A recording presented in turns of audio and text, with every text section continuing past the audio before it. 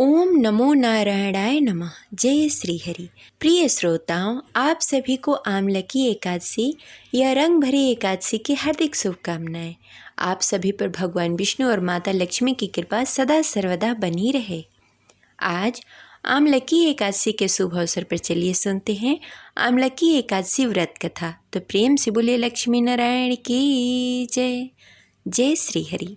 साल 2026 में आमलकी एकादशी का व्रत 27 फरवरी 2026 दिन शुक्रवार को रखा जा रहा है। इस दिन जगत के पालनहार श्री हरि विष्णु और माता लक्ष्मी की विधि विधान से पूजा आराधना की जाती है। चूँकि यह रंग भरी एकादशी है, इसलिए रंग भरी एकादशी में काशी में भगवान भोलेनाथ और माता पार्वती की भी पूजा आराधना की जाती है और रंगों की होली खेली जाती है। माना जाता है कि जो भी व्यक्ति आमलकी एकादशी का व्रत रखता है, उसके समस्त पाप नष्ट हो जाते हैं और पुण्य फल की प्राप्ति होती है। इस एकादशी में आंवले का सेवन करना और आंवले का दान करना बेहद ही फलदायी माना जाता है। इसके साथ ही आमलकी एकादशी के दिन आंवले के वृक्ष की पूजा करने का विधान है। श्रीमद् भागवत पुराण में बताया गया है कि जो भी व्यक्ति आमलकी एकादशी का व्रत का पालन करता है, उसे मोक्ष की प्राप्ति होती है और समस्त पापों से मुक्ति प्राप्त करता है। अब चलिए सुनते हैं आमलकी एकादशी व्रत कथा। प्रेम से बोलिए लक्ष्मी नारायण की जय। मंधात जी बोले कि हे वशिष्ठ जी, यदि आप मुझ पर कृपा करें तो किसी ऐसे व्रत की कथा कहिए जिससे मेरा कल्याण हो। महर्षि वशिष्ठ जी बोले कि हे राजन, सब व्रतों में उत्तम और अंत में मोक्ष देने वाली आमलकी एकादशी का व्रत है। मैं सविस्तार वर्णन करता हूँ, आप ध्यानपूर्वक सुने। यह एकादशी फागुन मास के शुक्ल पक्ष में होती है। इस व्रत को करने से समस्त पाप नष्ट हो जाते हैं। इस व्रत का फल 1000 गौ दान करने के बराबर फल प्राप्त होता है। अब मैं आपसे पौराणिक कथा कहता हूँ, आप ध्यानपूर्वक सुनिए। एक वैदिश नामक नगर था, जिसमें ब्राह्मण, क्षत्रिय, वैश्य, शूद्र चारों वर्ण आनंद पूर्वक रहा करते थे। उस नगर में सदैव वेद ध्वनि गूंजा करती थी तथा पापी, दुराचारी तथा नास्तिक उस नगर में कोई नहीं था। उस नगर में चैत्रथ नामक चंद्रवंशी राजा राज्य करता था। वह अत्यंत विद्वान और धर्मी था। उस नगर में कोई भी व्यक्ति दरिद्र और कंजूस नहीं था। सभी नगरवासी विष्णु भक्त थे और अबाल वृद्ध स्त्रियां पुरुष एकादशी व्रत किया करते थे। एक समय फागुन मास के शुक्ल पक्ष की आमलकी एकादशी आई। उस दिन राजा, प्रजा तथा बाल वृद्ध सबने हर्षपूर्वक व्रत किया। राजा अपनी प्रजा के साथ मंदिर में जाकर पूर्ण कुंज स्थापित करके धूप, दीप, नैवेद्य, पंचरत्न आदि से धात्री यानी कि आंवले के वृक्ष की पूजा की। इस प्रकार स्तुति करने लगे। हे धात्री, तुम ब्रह्म स्वरूपिणी हो। तुम ब्रह्मा जी द्वारा उत्पन्न की गई हो और समस्त पापों का नाश करने वाली हो।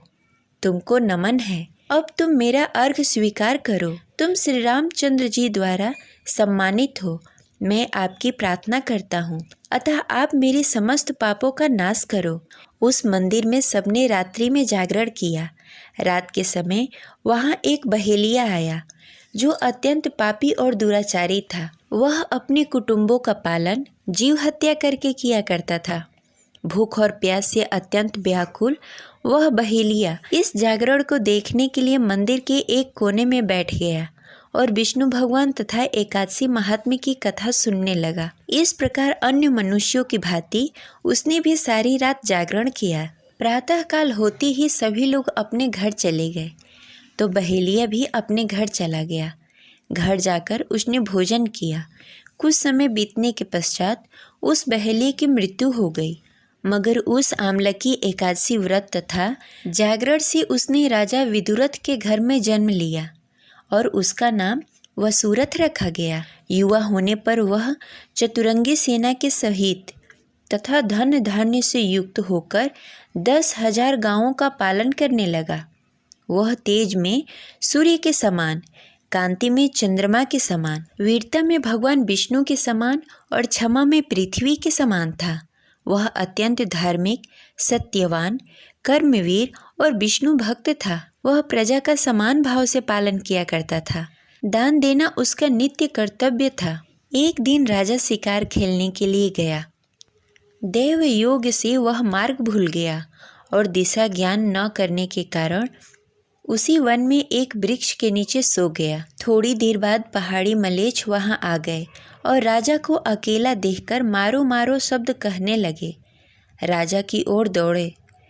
मलेच्छ कहने लगे कि इसी दुष्ट राजा ने हमारी माता पिता, पुत्र पौत्र आदि अनेक संबंधियों को मारा है तथा देश से निकाल दिया है, अतः इसको अवश्य मारना चाहिए। ऐसा कहकर वे मलेच्छ उस राजा को मारने दौड़े और अनेक प्रकार के अस्त्र शस्त्र से उसके ऊपर प्रहार करने लगे। वे सब अस्त्र शस्त्र राजा के शरीर पर गिरते ही नष्ट हो जाते थे और उसका वार पुष्प के समान प्रतीत होता। अब उन मलेच्छों का अस्त्र शस्त्र उल्टा उन्हीं पर प्रहार करने लगे, जिससे वह मूर्छित होकर गिरने लगे। उसी समय राजा के शरीर से एक दिव्य स्त्री उत्पन्न हुई। वह स्त्री अत्यंत सुंदर होते हुए भी उसकी भ्रिकुटित दृष्टि थी।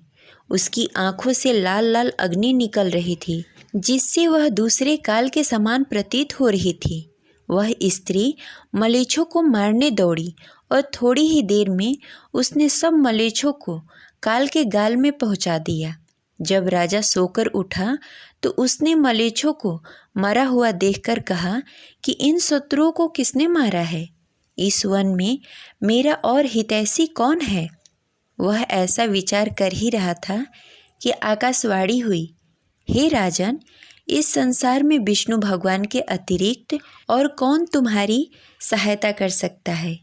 इस आकाशवाणी को सुनकर राजा अपने राज्य में आ गया और सुखपूर्वक राज करने लगा। महर्षि वशिष्ठ बोले, हे राजन, यह आमलकी एकादशी व्रत का प्रभाव था। जो मनुष्य इस आमलकी एकादशी व्रत करते हैं वे प्रत्येक कार्य में सफल होते हैं और अंत में विष्णु लोक को जाते हैं। ये रही आज की कथा। प्रेम से बोलिए लक्ष्मी नारायण की जय। अगर आपको यह कथा अच्छी लगी तो इस वीडियो को लाइक करके कमेंट बॉक्स में हरे कृष्णा अवश्य लिखें। मिलते हैं अगले वीडियो में, तब तक के लिए हरे कृष्णा, राधे राधे, हर हर महादेव।